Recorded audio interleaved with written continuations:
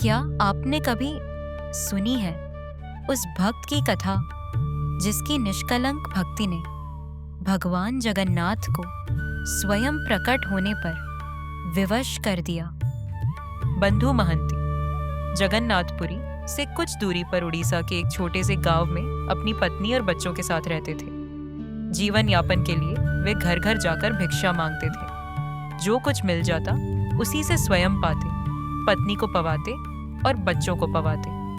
परंतु उनका जीवन सिर्फ पेट भरने तक सीमित नहीं था। उनकी आत्मा की भूख थी, भजन और कीर्तन। बंधु महंती की एक अजीब सी शर्त थी। वे कहते थे, पहले प्रसाद पाओगे, फिर करताल बजाकर प्रभु का भजन करोगे, कीर्तन होगा। लेकिन कभी कभी ठाकुर अपने भक्तों की परीक्षा लेते हैं। एक बार ऐसा हुआ कि 5 दिन बीत गए, पर बंधु महंती को कहीं से भी भिक्षा नहीं मिली। पत्नी अति व्याकुल हो गई। 5 दिन अन्न नहीं मिला।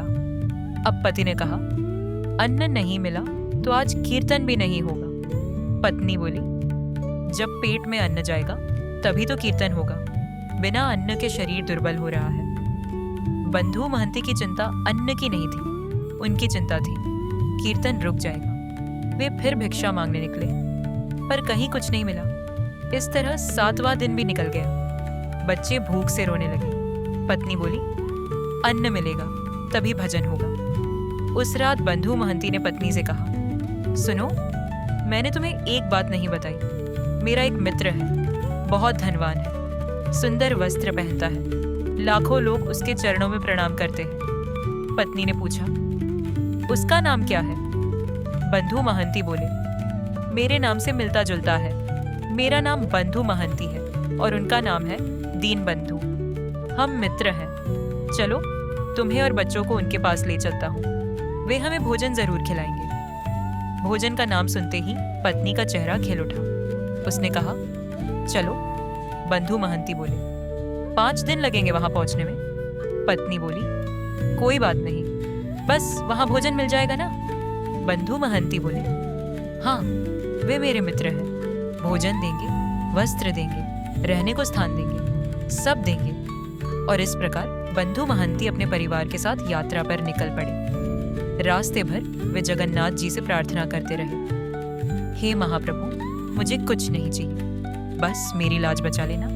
मैंने पत्नी से कहा है कि आप मेरे मित्र हैं, कहीं आप वहां नहीं मिले तो उसके मन में अविश्वास आ जाएगा। हे प्रभु, मैं क्या करूंगा? जैसे जैसे जगन्नाथपुरी पास आती गई, दूर से मंदिर की ध्वजा दिखने लगी। बंधु महंती भाव विभोर हो गए। उन्होंने पत्नी से कहा, देखो, उसी ध्वज के नीचे मेरे मित्र रहते हैं। मंदिर के पास पहुंचते पहुंचते बंधु महंती नृत्य करने लगे। वे प्रभु से कहने लगे, प्रभु जी, याद है ना, मैंने पत्नी से कहा है कि आप मेरे मित्र हैं, बस उसी को बताइए और किसी को नहीं।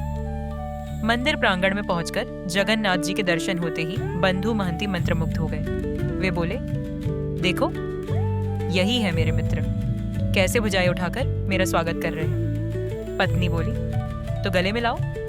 बंधु महंती बोले, अभी नहीं, पहले स्नान करूंगा, स्वच्छ वस्त्र पहनूंगा। रात हो गई, भोजन का कोई प्रबंध नहीं हुआ।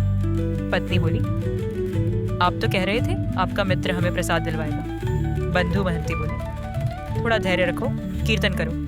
पर पत्नी ने कहा, जब तक प्रसाद नहीं मिलेगा कीर्तन नहीं होगा। मध्य रात्रि हो गई, सब चले गए।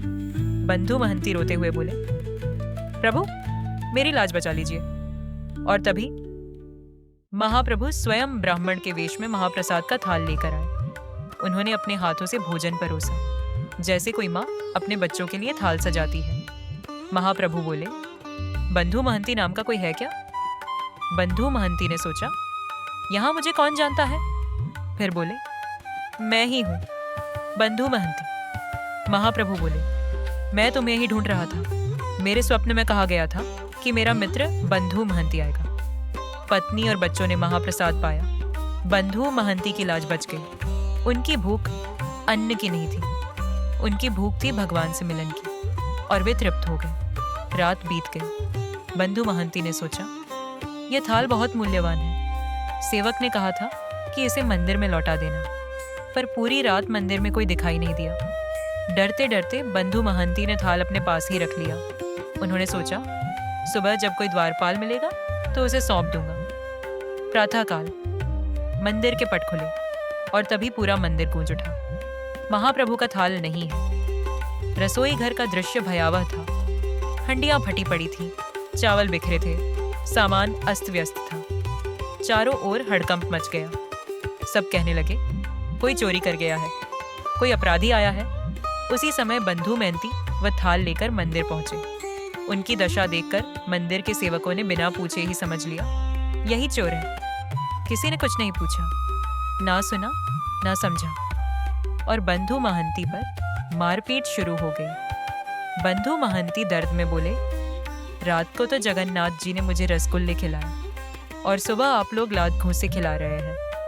पत्नी रोते हुए बोली, स्वयं महाप्रभु आए थे, उन्होंने हमें महाप्रसाद दिया था। यह वही थाल है। पर कोई सुनने को तैयार नहीं था। बंधु महंती को बांध कर ले जाया गया। चारों ओर कोलाहल था। उसी रात जगन्नाथपुरी के राजा गहरे निद्रा में थे। तभी स्वप्न में महाप्रभु प्रकट हुए। महाप्रभु बोले, राजन, मेरा एक परम भक्त है, बंधु महंती। मेरे सेवक उस पर अत्याचार कर रहे हैं, तुरंत उसे मुक्त कर। राजा कांप उठे।